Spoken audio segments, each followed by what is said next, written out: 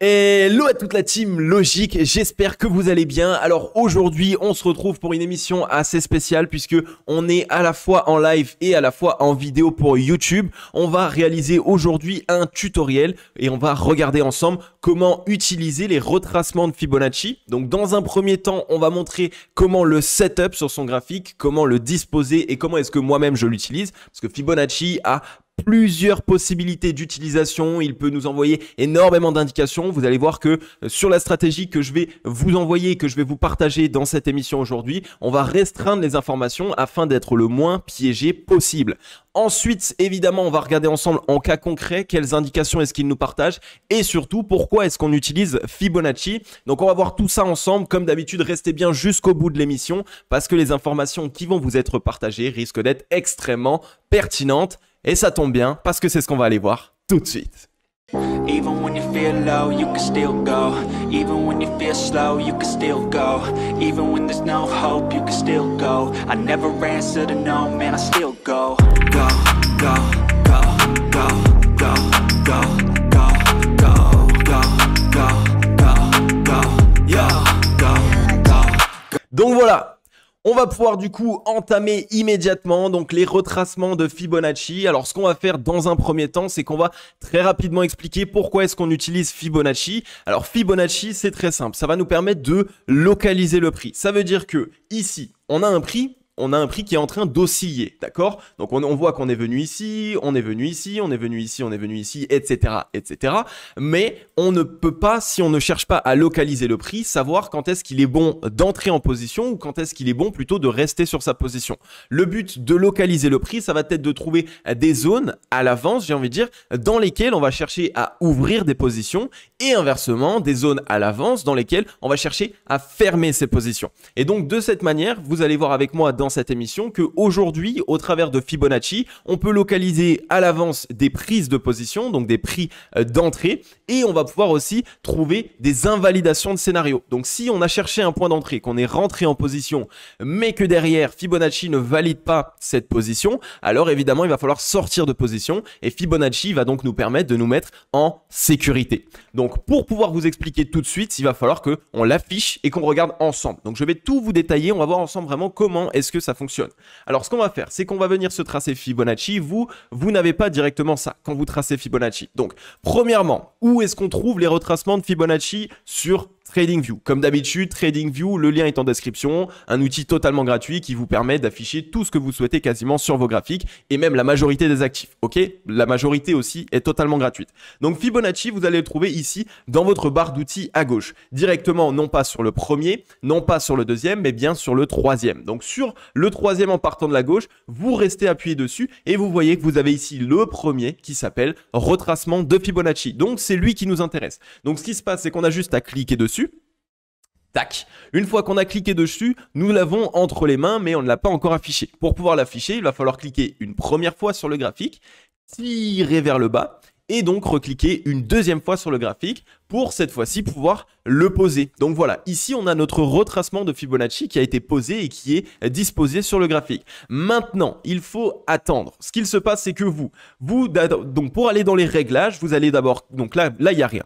Vous avez du coup votre retracement de Fibonacci qui a été tracé. Vous allez cliquer dessus. Tac, ici, vous allez avoir du coup une petite barre d'outils, un petit panel d'outils qui va s'afficher. Et donc, on va aller directement dans les réglages parce qu'on va voir ensemble comment le setup, donc comment le mettre en place pour que vous, derrière votre écran, vous puissiez l'avoir de la même manière que moi. Avec ici, la zone des 0,786, 0,618 et 0,382. Parce que vous, normalement, pour la majorité, votre Fibonacci, il arrive comme ça. Voilà, quand vous avez tracé votre Fibonacci, vous avez directement toute cette panoplie d'informations, d'indications et de zones qui se sont affichées. On a ici un certain nombre de zones, 2, 3, 4, 5, 6, 7, 8, 9 zones. Donc ça fait beaucoup d'informations, beaucoup d'indications, beaucoup de bruit aussi puisque toutes ces zones ne sont pas forcément utiles. Et en plus de ça, on voit qu'on est ici sur une couleur rainbow, on est sur un arc-en-ciel.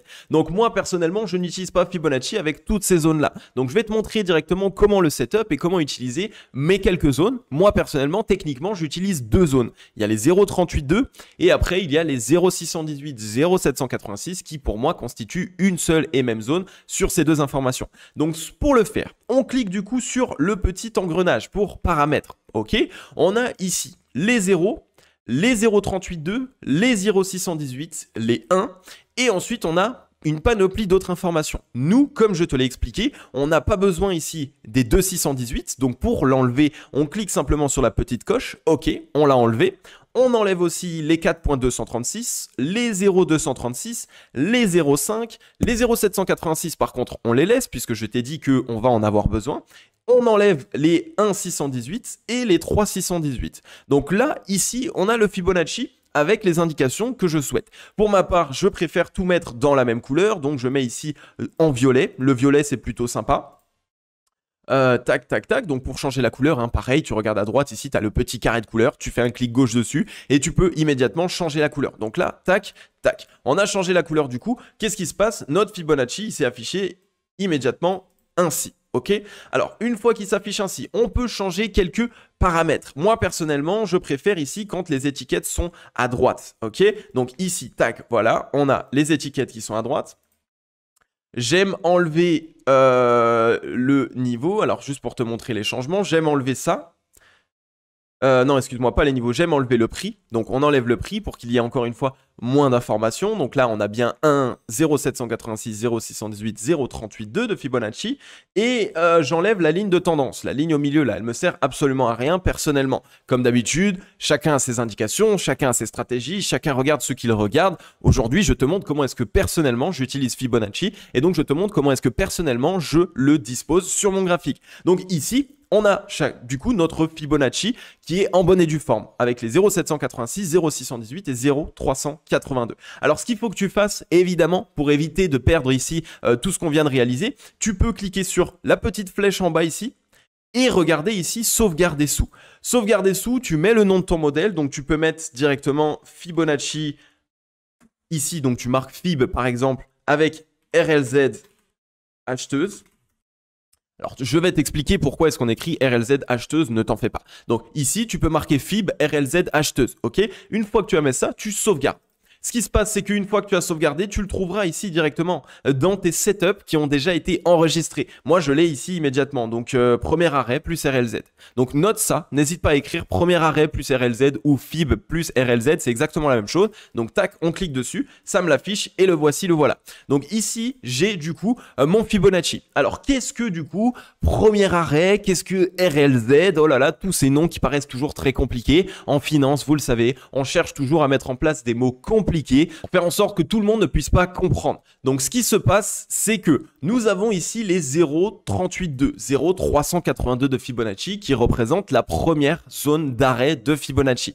La première zone d'arrêt, c'est du coup simplement la zone sur laquelle le prix, dans un premier temps, risque de trouver ici une zone de résistance. Donc, si on revient d'ici, on revient des zéros de Fibonacci, on a un mouvement, le prix, imaginons, voilà, on a corrigé, on est venu rebondir dessus, et bien, ce qu'il se passe, c'est que nous allons revenir dans un premier temps chercher ici la première zone d'arrêt qui sont les 0,382. Ce qui veut dire que nous avons potentiellement des chances de nous faire rejeter parce que les vendeurs risquent de se montrer. Mais après, derrière, il y a toujours la possibilité de venir casser à la hausse. Ok? Donc, ce que tu as à retenir pour l'instant, c'est que les 0,382, donc les 0,382 de Fibonacci, représentent la première zone d'arrêt du prix. Ok?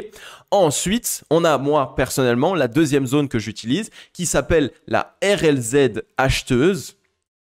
Mais ça peut aussi être la RLZ vendeuse, vous allez voir, je vais tout vous expliquer. Donc là, pardon, même c'est d'ailleurs ici la RLZ vendeuse qui est directement ici représentée par les 0,786 et les 0,618 de Fibonacci. Cette zone entière ici représente la zone de rechargement vendeuse. Donc comme je te l'ai expliqué, les 0,382 c'est la première zone d'arrêt, donc ça veut dire que le prix potentiellement va se faire rejeter une première fois. Si jamais on a la force acheteuse nécessaire et que les acheteurs se présentent, on risque de trouver rebond et donc de venir casser les 0,382. Donc là, ce qui se passe, c'est qu'on va avoir ici potentiellement des chances d'avoir le prix de notre actif qui va du coup revenir dans cette zone ici de rechargement vendeuse. Donc le prix va revenir dans cette zone et on appelle ça la zone de rechargement vendeuse parce que dans cette zone, les vendeurs se montrent à nouveau et cherchent à nouveau à essayer de mettre en place de la puissance vendeuse. Donc c'est ici dans cette zone que nous avons de fortes probabilités que le prix vienne corriger si jamais la force acheteuse n'est pas assez importante. Donc dans cette zone ici, on a des chances de se faire rejeter.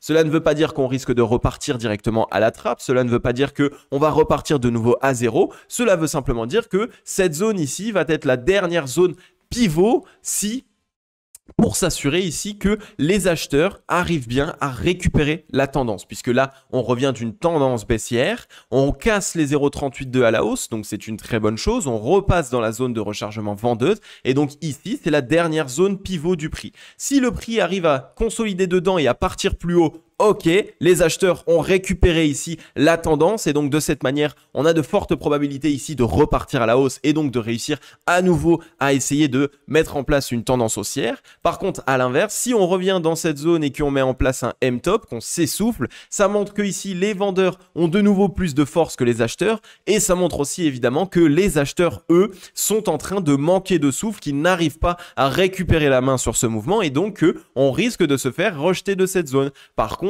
et évidemment, par la suite, ça ne veut pas dire qu'on va repartir aux oubliettes, qu'on va repartir au plus bas. Non, dans un premier temps, on va revenir chercher les 0,382. C'est la deuxième zone. Donc en fait, Fibonacci ici, sur la manière dont on l'a disposé, sur la manière dont on l'a utilisé, ça va être très simple. Le prix, on est ici en correction, le prix ici trouve rebond, il va revenir chercher les 0,382 et ensuite on va jouer au ping-pong. Ça veut dire qu'on peut corriger. Si on arrive à les casser, on revient dans cette zone. Si cette zone ici, donc zone de rechargement vendeuse, n'arrive pas à être regagnée par les acheteurs, alors on va faire du ping-pong, on va revenir sur les 0,382. Si on tient les 0,382, alors on va sans doute trouver un rebond, revenir au contact ici de cette zone de rechargement vendeuse, etc., jusqu'à avoir une décision de la part du marché. La décision, elle se fait quand? Elle se fait à partir du moment où on est dans cette zone de rechargement vendeuse. Si on met en place un M-top et qu'on casse les 0,382 à la baisse, la décision est prise, les vendeurs ont plus de force et rejettent le prix.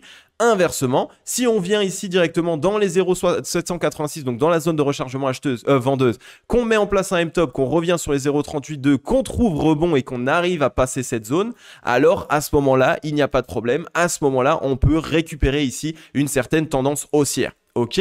Donc là, on est plus sur un aspect théorique qu'un aspect pratique. Là, je viens de t'expliquer comment est-ce que ça se passe de manière théorique. Maintenant, vu que tu n'as pas forcément tout compris, et je comprends tout à fait, t'inquiète pas, tu ne sais pas utiliser Fibonacci, donc quand je t'explique ça, tu as à peu près les informations, mais tu n'es pas sûr évidemment de comment ça se passe. Donc je vais te montrer immédiatement comment est-ce que ça se passe de manière théorique, de manière pratique, excuse-moi. Donc de manière pratique, ce qui se passe maintenant, c'est que on va vouloir afficher cette fameuse zone très simplement sur les graphiques, donc sur le prix d'un actif. Donc on supprime notre petit Fibonacci et on passe maintenant directement sur l'actif en question, sur le graphique. Donc là, on est sur le Bitcoin, on est actuellement en 4 heures et je vais te montrer comment est-ce qu'on affiche ici le retracement de Fibonacci et comment est-ce qu'on l'utilise, ok? Alors, très simplement, Fibonacci va nous permettre de localiser le prix par rapport à un ancien mouvement. Toujours par rapport à un ancien mouvement. Donc, ce qui veut dire que ici, on a eu un ancien mouvement, on a connu une correction, et donc nous, notre but était, lorsqu'on a commencé à voir ici que le prix de l'actif n'arrivait pas à repartir plus haut, donc il n'arrivait pas ici à partir plus haut, on voit qu'on a assisté ici à une correction et même à un M-top. Notre but du coup à ce moment-là, c'est d'essayer de localiser. Quand est-ce qu'on peut essayer de trouver une position d'entrée sur ce léger dip et quand est-ce que, à l'inverse, malheureusement, on ne peut pas chercher de position d'entrée parce qu'on voit que les vendeurs ont plus de force et qu'ils souhaitent récupérer ici le momentum. Eh bien, c'est très simple, c'est Fibonacci qui va nous permettre de faire ça puisque Fibonacci nous permet de localiser le prix. Donc, je t'ai montré avant comment utiliser Fibonacci. Donc, tu vas aller directement sur retracement de Fibonacci.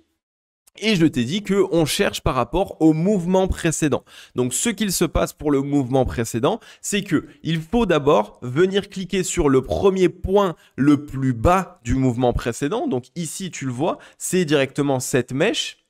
Et ensuite, on va tirer, donc on va étendre notre Fibonacci jusqu'au point le plus haut du mouvement précédent. Donc, on a ici le mouvement précédent. Le mouvement précédent, c'est simplement la première zone, donc la zone la plus basse du mouvement précédent, ici, et directement par la suite, la zone la plus haute du mouvement précédent, donc le point le plus haut. Ce qui se passe du coup, c'est qu'on prend notre Fibonacci, on clique directement sur la mèche, donc on clique sur la mèche en partant du point le plus bas et on vient étendre directement Fibonacci jusqu'au point le plus haut. Et donc lorsqu'on est au point le plus haut, on reclique à nouveau. Donc ce qui se passe, c'est que ça se fait directement en 2 clics pour pouvoir le faire de la meilleure des manières. C'est qu'on va sur le point le plus bas, on clique une première fois, on étend notre retracement de Fibonacci jusqu'au point le plus haut et donc là, c'est good. Là, ce qui se passe, c'est qu'on a tracé notre retracement de Fibonacci dans le sens de la tendance haussière. Donc pourquoi est-ce qu'on est ici dans le sens de la tendance haussière? Simplement parce qu'on a les 0 en tant que base de mouvement et on a les 1 en tant que fin de mouvement. Donc simplement parce que lorsque nous sommes en tendance haussière, le retracement de Fibonacci, il se fait dans ce sens afin de pouvoir localiser le prix et essayer de chercher des positions d'entrée et non des positions de sortie. Lorsqu'on a ici un mouvement haussier qui s'est mis en place et qu'on reste dans une tendance haussière, eh bien Fibonacci va nous permettre de localiser le prix afin d'essayer d'entrer à nouveau en position. D'accord? Donc ce qu'il se passe, c'est que on corrige ici, ok? On voit qu'on a un affaiblissement de la part du cours. On assiste même à une disposition ici de M-top de la part du cours. Donc comme tu le sais, la disposition de M-top, c'est directement une disposition pour venir mettre en place ici une structure de retournement baissière. Donc là, on est fébrile. Si on était entré en position ici et qu'on voit ce M-top, alors évidemment, on sort de position ici. D'accord? On sort de position sur la fameuse cassure de ligne de coup. Donc on a réalisé quand même un bon profit, j'ai envie de dire. Si on regarde ici, tranquillement, depuis le point le plus bas, on a réalisé ici un profit sur la cassure de la ligne de coup de 18,70%. Donc nickel, on est positif et on sort de notre position. On se met en sécurité puisqu'on vient de sortir ici d'un M-top, ok? Donc, lorsque ce M-top s'est mis en place, il nous signe ici un arrêt de la tendance haussière à court terme. Donc, on sort de position. Mais maintenant, ça ne veut pas dire qu'à long terme ou à moyen terme, on sort à nouveau d'une tendance haussière. Non, on peut très bien retrouver un rebond. Donc, pour cette raison, il faut qu'on cherche un point d'entrée tant qu'on ne vient pas casser le point le plus bas. Donc, tant qu'on ne casse pas le point le plus bas, on peut chercher des points d'entrée, un point ici qui sera stratégique. Et comme tu le vois, on a du coup le prix qui vient corriger. Donc, on passe des 0 jusqu'au 0,382 de Fibonacci, qui est la première zone d'arrêt. On était en tendance haussière. Comme tu le vois directement au contact des 0,382, le prix, il a trouvé rebond ici une première fois. Il a trouvé rebond ici une deuxième fois et il lui a fallu 2 rebonds avant de réussir à casser cette zone. Donc les 0,382, c'est une zone qui est très importante. C'est la zone que les acheteurs souhaitent défendre dans un premier temps. Donc si les 0,382 avaient tenu, là ça aurait été un très très bon signal pour garder la tendance haussière puisque on serait venu ici à 2 reprises et on aurait trouvé rebond et donc ça nous aurait permis de repartir à la hausse. Ça nous aurait montré, ok, les acheteurs ont de la force, ils arrivent à maintenir le prix au-dessus de la première zone d'arrêt. Malheureusement, ici dans cet exemple, ça n'a pas été le cas. Donc ce qu'il s'est passé, c'est qu'on a cassé à la baisse, reteste, donc ici on a fait un throwback, on a retesté en tant que résistance et finalement on est allé dans la prochaine zone, la zone de rechargement acheteuse. Et donc là, ici, comme tu le vois, cette zone est une zone, c'est la dernière zone pivot pour les acheteurs, mais c'est aussi la pivot pour les vendeurs. Si les vendeurs arrivent à casser cette zone à la baisse, alors les vendeurs reprennent la main et là, c'est absolument plus le moment de chercher des positions d'entrée. Inversement, si on arrive à rester dans cette zone, à ce moment-là, ça nous offre le meilleur moment d'entrée en position puisque le prix revient au contact de cette zone de rechargement acheteuse et lorsqu'elle tient, cela nous montre simplement que les investisseurs sont venus ici recharger en position acheteuse dans cette zone. En fait, on a eu un mouvement ici acheteur qui a été assez conséquent. On a eu ici un mouvement qui a été important. Donc, les acheteurs ont perdu du souffle. Ça leur a demandé beaucoup de force de venir ici des 18 884 jusqu'aux 24 317. Donc, on assiste à une correction. La correction, elle peut être soit au 0,382 si jamais les acheteurs ont vraiment beaucoup de force et qu'ils montrent un gros signe ici de force de la part des acheteurs et donc pas de signe d'essoufflement. Mais si on casse les 0,382, alors cette zone, ce sera la zone de rechargement acheteuse. Il faut absolument tenir la zone de rechargement acheteuse. Si on la tient, les acheteurs ont de la force, donc ils ont pu récupérer ici de la force par rapport au précédent mouvement et donc ainsi, ils peuvent initier un certain mouvement haussier avec la force nécessaire pour le faire. Inversement, si on ne tient pas la zone de rechargement acheteuse, si on la casse à la baisse, alors les acheteurs ont totalement cramé toute leur force force ici. À l'inverse, les vendeurs, eux, ont récupéré toute leur force sur ce mouvement. Et donc ici, ils viennent initier un mouvement baissier. Donc là, ils reprennent ici le momentum, ils reprennent la dynamique. OK ? Donc, lorsqu'on tient cette fameuse zone de rechargement acheteuse, c'est une zone dans laquelle on cherche des positions d'entrée. Comme tu le vois ici, le prix est revenu à l'intérieur et pas très longtemps et directement, boum, on a assisté à un fort rebond. Donc, c'est des zones ici qui sont très rapidement rachetées. Ensuite, pour te le montrer ici dans les précédents niveaux, dans les précédentes fois, qu'est-ce qui s'est passé? Alors, imaginons qu'on trace notre Fibonacci ici, tac, du précédent mouvement. Ici, pareil, comme tu le vois, on est revenu dans cette zone de rechargement acheteuse, tout pile. Hein. On revient ici dans cette zone de rechargement acheteuse et comme tu le vois, les acheteurs ont ici implémenté un bottom et boum, on est reparti à la hausse. Donc là, pareil, ça tient une fois de plus. Ça nous montre que les acheteurs sont actuellement en train de défendre les zones de rechargement acheteuses. Ensuite, où est-ce que je pourrais te le montrer? Je pense que je pourrais te le montrer ici. Pareil. Les acheteurs défendent les 0,78, 0,786, donc zone de rechargement acheteuse. Ils rachètent et ensuite ils attaquent. Donc le fait de voir quotidiennement ici le prix d'un actif venir trouver des points plus hauts que les précédents. Donc ici, le point était plus haut ici. Ensuite, on est venu faire un point plus haut. Ensuite, on est venu faire un point plus haut. Donc ça, c'est déjà un très bon signal pour nous dire qu'on est en tendance haussière. Mais le point supplémentaire grâce à Fibonacci qui nous montre que les acheteurs ont bien de la force, c'est le fait de venir à chaque fois attaquer ici la zone de rechargement acheteuse, mais qu'elle soit défendue et sauvée par les acheteurs. Elle est défendue ici et sauvée par les acheteurs. Elle est défendue ici et sauvée par les acheteurs. Pareil ici, défendue, sauvée par les acheteurs. Donc pour l'instant, tous les signaux nous montrent qu'on a ici des acheteurs qui sont forts et qui, dès lors qu'on leur offre un dip, se remettent ici à accumuler un maximum de positions. Et on ne parle pas des acheteurs débutants, on parle ici des investisseurs institutionnels ainsi que de la smart money, des whales. Les whales, lorsqu'ils sont en train de récupérer ici des positions acheteuses dans la zone de rechargement acheteuse, à ce moment-là, on le voit rapidement. On assiste à une première consolidation et ensuite on a cassure immédiate en disposition haussière. Ensuite ici, petite consolidation en double bottom, boum, pareil, on ressort directement de cette zone, etc., etc. Donc on est vraiment ici dans une possibilité d'ouvrir des positions d'achat dans cette zone de rechargement acheteuse. Et en plus de ça, le fait d'ouvrir des positions dans cette zone de rechargement acheteuse, ça nous envoie un très bon signal et ça nous évite surtout d'acheter les tops de marché. Lorsqu'on a eu ici toute cette tendance haussière, tout le monde s'est dit ici, ok, j'ai envie d'acheter, on est dans le vert, on va partir plus haut, etc. Mais non, c'est le pire moment. Il faut attendre un retour du prix dans la zone de rechargement acheteuse. Pourquoi? Deux raisons simples. Premièrement, on vient d'assister à une correction.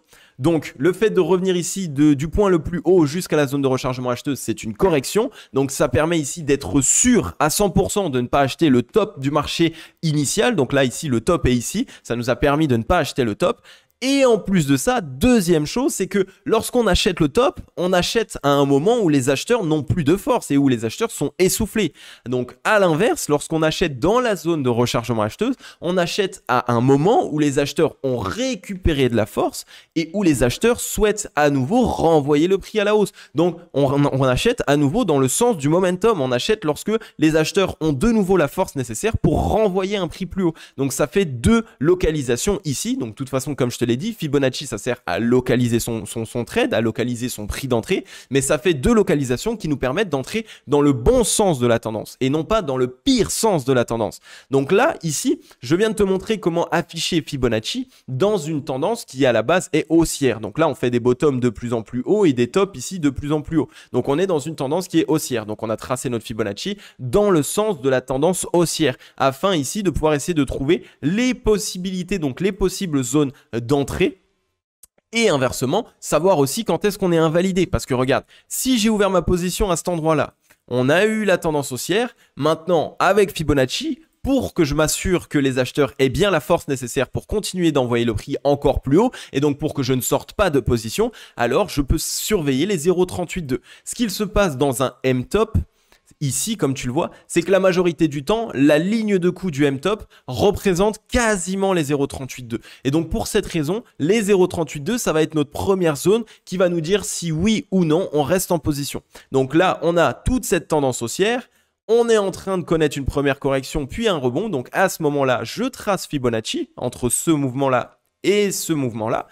Et je surveille les 0,38,2. Lors de la cassure des 0,38,2, donc ici, je sors de position, je vends parce que je sais qu'on va revenir dans la zone de rechargement acheteuse. Et donc, ça me permet de me prémunir d'une correction ici, depuis les 0,38,2, de l'ordre de 5,74 à ici, quasiment 9,86. Donc, je me prémunis d'une belle correction. Mais surtout, ça me permet de prendre des profits. Depuis cette zone à cette zone, on a eu 18% de hausse. On enlève 6%. Ça veut dire que ici, j'ai directement 12% de hausse. Donc, je prends mes profits lorsque j'ai eu ce premier mouvement. Donc, cassure des 0,38,2, c'est une zone. C'est une indication qui nous dit de prendre nos profits, ok? Donc, lorsqu'on ouvre une position et qu'on voit que la tendance commence à s'affaiblir, on trace immédiatement Fibonacci par rapport au mouvement précédent afin de voir si les 0,38,2 vont être tenus ou si, à l'inverse, il vaut mieux que je sorte de position sur la cassure des 0,38,2 pour avoir par la suite un point d'entrée qui sera meilleur. Ici, la zone de rechargement acheteuse sera un point d'entrée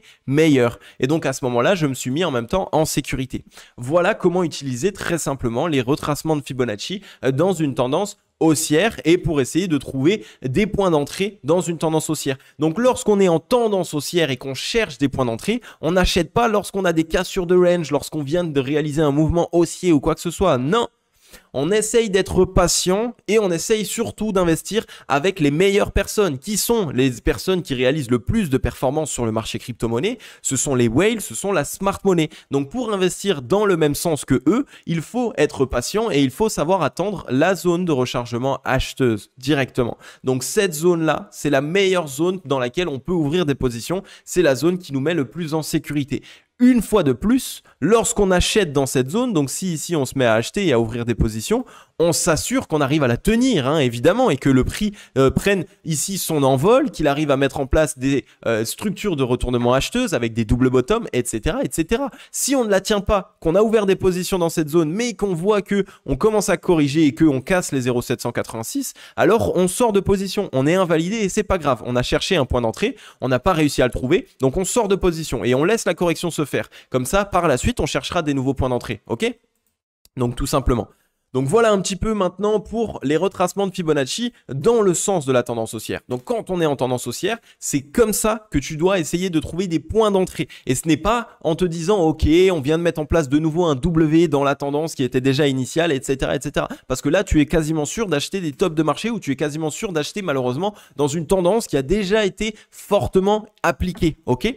Donc là, on a utilisé du coup Fibonacci dans le sens de la tendance haussière. Maintenant, voyons voir directement dans le sens inverse. Je vais directement chercher le cas de figure inverse, mon ami. Et comme d'habitude, je te retrouve d'ici quelques secondes dans la vidéo pour te montrer comment est-ce que ça se passe dans un Fibonacci en sens inverse. Ok, me voilà ici directement avec un exemple pour te montrer dans le cas inverse. Donc, lorsqu'on est en tendance baissière, donc ici, hein, on le voit, hein, on était en tendance baissière. Donc là, on fait des tops de plus en plus bas, des bottoms de plus en plus bas, etc., etc. Donc on est en tendance baissière. Et donc, lorsqu'on est en tendance baissière, nous, peut-être qu'on veut shorter le marché en tant que trader, ou peut-être de l'autre côté, qu'on souhaite ouvrir des positions d'achat, mais qu'on ne veut pas investir, évidemment, si le bottom n'a pas réellement été trouvé. Donc, ce qu'il se passe, c'est que maintenant, on peut tracer son Fibonacci dans le sens inverse. Ça veut dire qu'au lieu de prendre le point bas et d'étendre directement son mouvement pour essayer de trouver ici la zone de rechargement acheteuse, on va faire ça dans le sens inverse.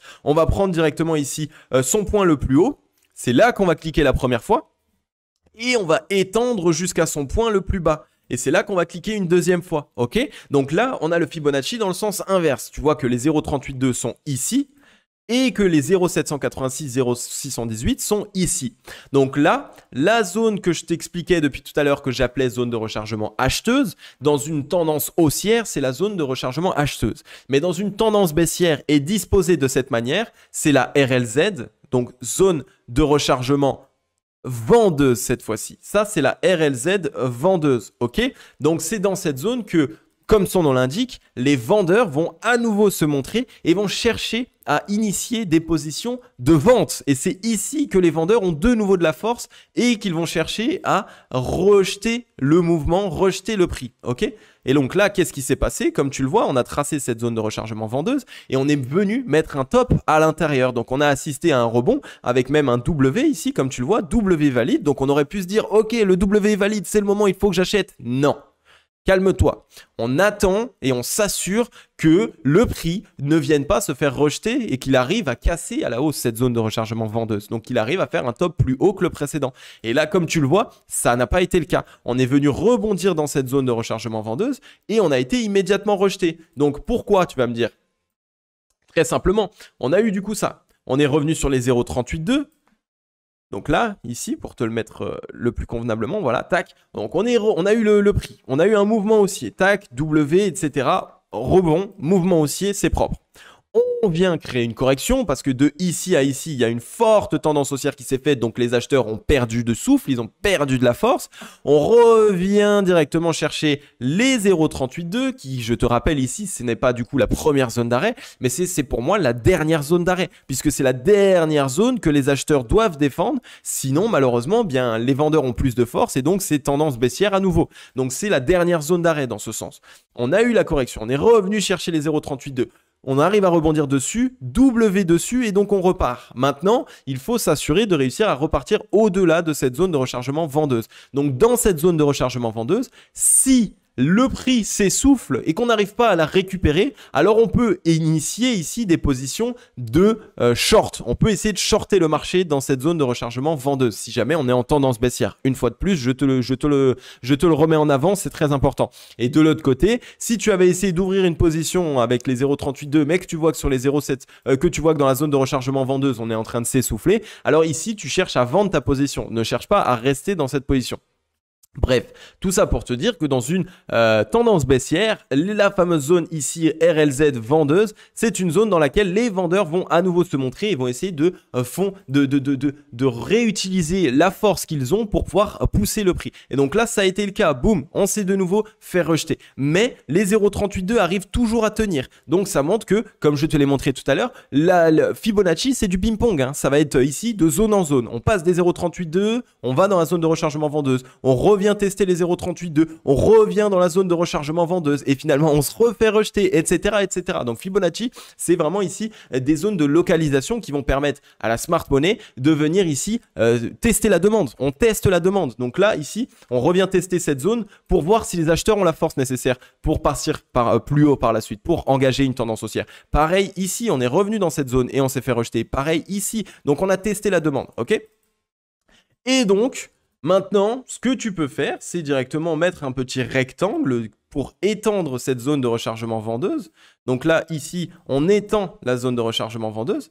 Et comme tu le vois, ici, on a réussi à casser la zone de rechargement vendeuse et en plus de ça, à faire un top plus haut que le précédent. Donc là, ici, c'était un bon signal. Là, ici, on aurait pu se dire c'est good. Mais comme d'habitude, avant de vouloir se dire c'est good, il faut s'assurer qu'on arrive à regagner la zone de rechargement vendeuse. Donc attention, lorsque on revient ici d'un premier rebond et qu'ensuite on vient assister à une certaine correction, il faut surtout qu'on surveille qu'on ne vienne pas se faire rejeter dans la zone de rechargement vendeuse parce que sinon, ici, ça nous envoie un signal que la correction n'est pas terminée ou alors que la demande ici n'est pas acheteuse et donc il nous faut récupérer de la force, notamment ici avec cette belle consolidation, avant potentiellement que les acheteurs puissent essayer de repartir à la hausse. Donc voilà un petit peu comment est-ce que ça se passe. C'est encore un petit peu plus clair, ça peut être encore un petit peu mieux en daily. Donc si je te montre ça,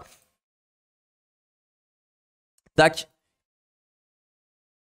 Voilà, on revient ici du coup d'une correction. On met en place notre retracement de Fibonacci, donc de la tendance baissière précédente. On est en train de casser les 0,382, très très bon signal. On casse la première zone d'arrêt. Donc ça nous montre que pour l'instant, les acheteurs sont en train d'essayer de repartir, de renvoyer le mouvement. Donc le fait de récupérer les 0,382 et de clôturer au-dessus, c'est un signal qui est génial. Maintenant, tout n'est pas joué. On a la zone de rechargement vendeuse qu'on va attaquer qui se trouve ici entre les 29 124 $ et les 26 718. Donc, le prix ici a de fortes probabilités de trouver rebond et d'aller dans cette zone de rechargement vendeuse puisque nous avons cassé la première zone d'arrêt. Donc là, c'est good, on a un bon signal. Mais si le prix revient juste dans cette zone et qu'on se met à faiblir et qu'à ce moment-là, on se fait rejeter, alors à ce moment-là, ça montre que les vendeurs ici ont plus de force que les acheteurs et donc attention, potentiellement, il va y avoir ici, on va avoir la nécessité de retester la demande. Donc comme je te l'ai dit, on se fait quitter de cette zone, on se fait rejeter, on revient tester les 0,382. Si les 0,38 tiennent, on peut revenir à l'assaut de la zone de rechargement vendeuse. Oui, c'est ça. Si les 0,38 ne tiennent pas, on casse. Malheureusement, ici, très mauvais signal. On est de nouveau en tendance baissière. OK ? Et donc là, si on rebondit sur les 0,38 et qu'on arrive à repasser au-delà de cette zone de rechargement vendeuse, là, c'est un bon signal. Là, à ce moment-là, on a une structure de retournement acheteuse qui se met en place. Là, à ce moment-là, on a un momentum qui, pour les acheteurs, est de nouveau bon. Et là, à ce moment-là, on a surtout défoncé les vendeurs. Donc là, c'est un très bon signal. On s'assure simplement, évidemment, qu'on arrive à faire un top plus haut que le précédent. Mais bon, ça, c'est encore quelque chose qu'on verra ensemble dans les prochains tutoriels. Donc, cette zone de rechargement vendeuse, c'est la zone qui est traître. La plupart des investisseurs ne l'utilisent pas, ils l'oublient et donc ils se disent ok, on a ici le W qui est valide, c'est bon, on est de nouveau en tendance haussière, on va repartir. Non.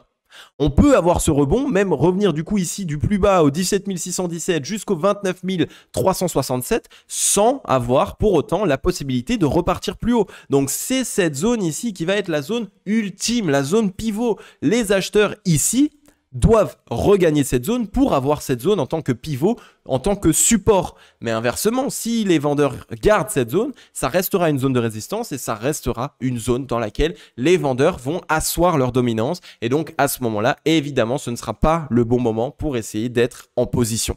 Donc, voilà maintenant pour Fibonacci. Il y a beaucoup d'indications qui ont été partagées. N'hésite pas à regarder une fois de plus cette émission 2, 3, 4 fois. Utilise une feuille, un stylo, mets-toi ton graphique juste à côté de toi, vraiment, afin que tu puisses maîtriser absolument à 100% les retracements de Fibonacci.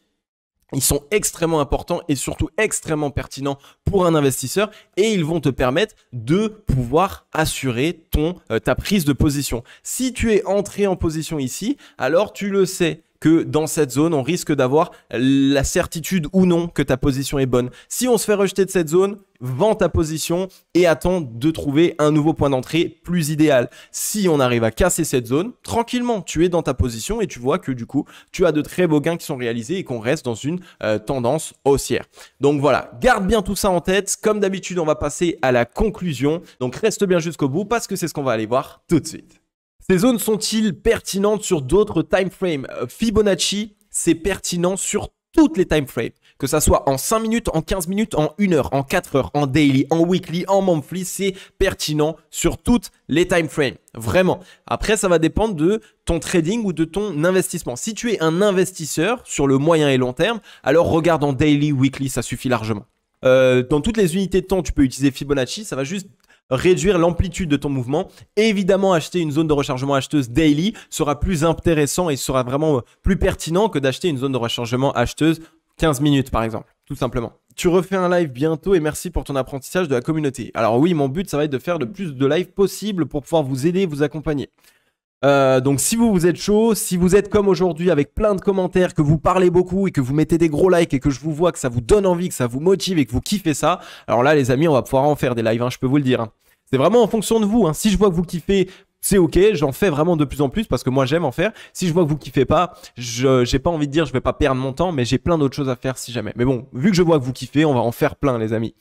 Merci poto, juste dis-moi, je cherche à prendre des cours particuliers visio pour apprendre les bases de l'analyse graphique, possible ou pas? Alors Camille, vous avez été vraiment des centaines à me demander ça, plus précisément 102. Mon service client m'a rapporté ça, 102 personnes qui m'ont demandé directement de réaliser à nouveau des accompagnements, etc. Malheureusement, je n'ai pas le temps, simplement parce que je ne fais pas que ça. Je suis entrepreneur, investisseur, youtubeur. J'ai des projets entrepreneuriaux, je vous crée des formations, voilà. Il y a beaucoup de choses que je fais et faire de l'accompagnement 1 à 1, ça prend énormément de temps. Et en plus de ça, quand on a, j'ai envie de dire, une certaine communauté, puisque là, il y a quand même 15 000 abonnés, ce serait vraiment pas possible. J'aurais beaucoup trop de demandes et soit le prix serait bien trop élevé puisque comme tu le sais, la loi de l'offre et de la demande, quand tu as énormément de demandes et que tu peux pas offrir beaucoup d'offres, le prix va être très élevé. Je sais que des gens le rejoindraient, mais je sais que ça pénaliserait aussi d'autres qui malheureusement ont envie d'apprendre mais qui ne pourraient pas payer un prix comme celui-ci. Donc pour pouvoir pallier à ça, je suis en train de travailler sur 3 formations extrêmement complètes sur le marché crypto-monnaie. Il y a une formation qui s'appelle Cryptologie Expérience Investissement, donc dans lequel là j'explique vraiment aux investisseurs moyen et long terme comment vraiment essayer d'investir le meilleur moment possible, comment essayer d'investir au meilleur moment, mais aussi essayer de revendre au meilleur moment. Ensuite, mon deuxième programme, Cryptologie Experience Trading. Là, on regarde ensemble et on découpe les graphiques. Je vous apprends tout ce que j'utilise, toutes mes indications, tous mes indicateurs, toutes mes stratégies, je vous apprends tout. Et le troisième programme, Cryptologie Expérience Clé en main. Et là, ce sera un programme un petit peu différent avec plus du clé en main, mes propres stratégies, mes propres positions en temps réel, etc. etc. Donc, au lieu de prendre du coaching 1 à 1, je pense que tu peux vraiment attendre. D'ici quelques semaines, je sors ces programmes, tu vas pouvoir les rejoindre. Et en plus de ça, ça ne va pas que être des programmes genre formation.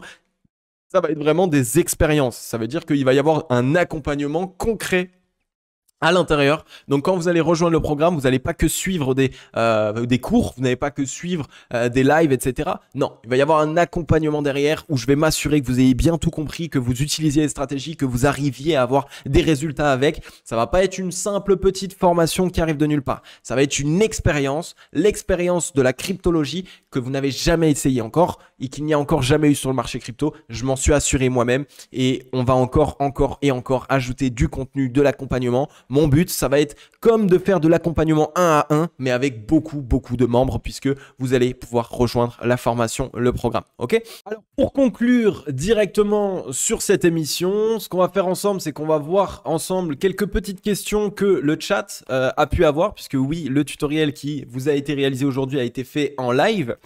On a une première question qui nous est partagée par William BMR qui nous demande: est-ce que tu fais du multi-time frame pour ton étude? Multi-time frame, ça veut dire quoi? Ça veut simplement dire plusieurs unités de temps. Alors moi, personnellement, mon Fibonacci, celui que je vais utiliser de base, je vais essayer de le placer sur l'unité de temps la plus importante possible. Donc par exemple, le daily. Je vais aller ici en daily, tracer le Fibonacci du mouvement précédent. Et là, à ce moment-là, je sais que je vais avoir des zones extrêmement pertinentes. Après, par la suite, une fois que j'ai ces zones en daily, je peux aller en 4 heures pour refaire la même chose exactement en 4 heures. Et petit à petit, je réduis ma time frame en laissant à la base le Fibonacci que j'ai tracé de l'unité de temps la plus importante. Donc, on laisse le daily, on laisse le 4 heures, on laisse le 1 heure et on descend petit à petit. Comme ça, ainsi, je vais pouvoir localiser mon trade à plus court terme et rentrer au meilleur moment possible. Mais derrière, ça va être vraiment en grande partie sur le Fibonacci Daily que je vais regarder mes indications et que je vais m'assurer qu'on casse les 0,382, qu'on aille dans la zone de rechargement vendeuse, qu'on arrive à la passer, etc., etc. Donc tout ce que je vous ai expliqué aujourd'hui dans cette vidéo et que je vous ai dit qu'il faut absolument que vous vous en assuriez, eh bien ça, je le fais à la base en descendant de time frame. Donc je commence en daily, 4 heures, 1 heure, etc.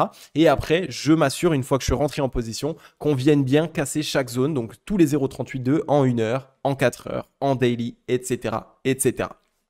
Mathieu qui nous dit: comment prends-tu les points d'entrée de début et de fin de ton retracement pour que ce soit le plus pertinent possible? Mon point d'entrée le plus pertinent possible, la majorité du temps, je vais le chercher. Donc ça veut dire qu'on a eu un mouvement aussi, d'accord? On a le mouvement précédent. Je trace mon Fibonacci par rapport à ce mouvement précédent et j'attends qu'on revienne dans la zone de rechargement acheteuse. Si on ne revient pas dans la zone de rechargement acheteuse, je ne prends pas de position.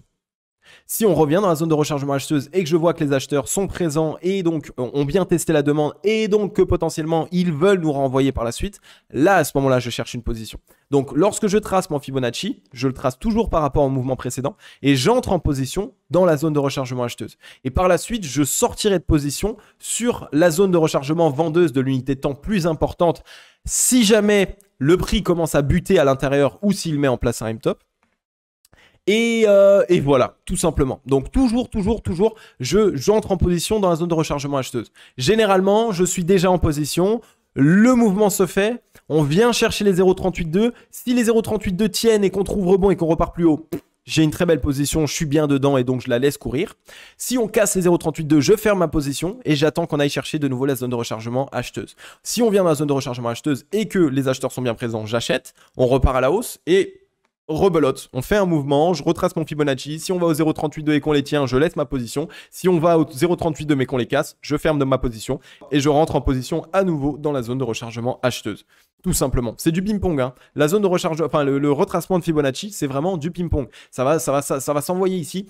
Zone de rechargement acheteuse, 0,382, 0,382, zone de rechargement acheteuse. Ensuite, on va aller dans la zone de rechargement vendeuse du précédent mouvement, etc., etc. Ok.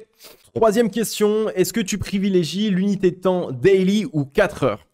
Pour ma part, je privilégie l'unité de temps daily pour trouver les zones les plus pertinentes. Donc lorsque je dois essayer de trouver les zones de résistance au-dessus de nos têtes, lorsque je dois essayer ici de réaliser la localisation du prix, lorsque je dois m'assurer que nous ne sommes pas ici dans une zone dans laquelle les acheteurs ne peuvent pas partir plus haut, etc. Je suis en daily, toujours, dans l'unité de temps plus importante, ok? Donc là, une fois que j'ai fait ça en daily, que j'ai trouvé toutes les zones sur lesquelles on pourrait trouver rebond ou toutes les zones sur lesquelles on pourrait trouver un rejet, donc une zone de résistance, je descends en 4 heures pour essayer d'aller chercher un point d'entrée plus important et surtout un point d'entrée plus pertinent, tout simplement. Donc moi, je travaille toujours sur les unités de temps les plus importantes et après, je descends petit à petit d'unités de temps pour essayer de trouver le meilleur point d'entrée possible. Voilà un petit peu.